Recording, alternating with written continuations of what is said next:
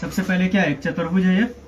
चतुर्भुज के चारों कोनों का जो योग होता है, मतलब एक कोण, दो कोण, यानी 3, 4, यानी चारों कोनों का योग कितने डिग्री का होता है, 360 डिग्री होता है। ठीक है, इधर भी ध्यान फोकस करो। ये जो चारों कोनों का योग 360 डिग्री होता है, इतना हमको पता है।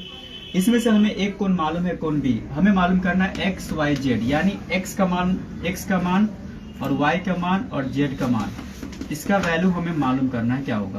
तो सबसे पहले क्या होता है कि एक चीज और हम जानेंगे कि जो चतुर्भुज होता है उसके आमने सामने के कोण हमेशा क्या होते हैं, बराबर होते हैं। इसके हिसाब से जो कोण बी होगा, कोण बी किसके बराबर हो जाएगा, कोण डी के, है ना। तो कोण डी है तो कोण डी को क्या माने, वाई है ना। तो यहाँ पे लिख सकते हैं कोण वाई बराबर कितना, 100 डिग्री। ठीक है, तो देयरफॉर यहाँ पे लिख सकते हैं कोण वाई बराबर यहाँ पे 100 डिग्री। चलो, हमें ये मालूम हो गया 100 डिग्री। अब क्या होता है कि एक ही ओर के जो दोनों कोण होते हैं उसका योग कितना डिग्री होता है, 180 डिग्री होता है ना।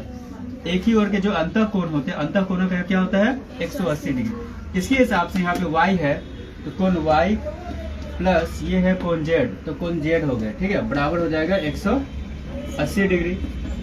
अब इसमें हमने कोण y का मान कितना निकाला था, कोण y का मान हमें आया था 100 डिग्री आया था। तो यहाँ पे हम लिखेंगे 100 डिग्री लिख देंगे, प्लस कोण z बराबर यहाँ पे हो जाएगा 180 डिग्री।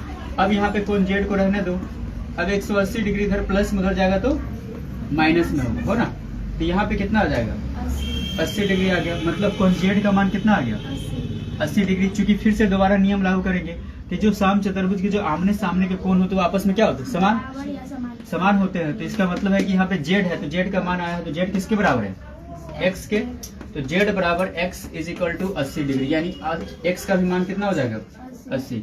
इस प्रकार जो यहाँ पे देखें तो x का वैल्यू कितना आया, 80, y का वैल्यू कितना आया, 100 डिग्री आया, और z का वैल्यू कितना आया, 80 डिग्री आया। जो z का आया वही तो x हाँ, तो इसी तरीके से b का आया उसका y इससे समझ में आ गया है ना। पहले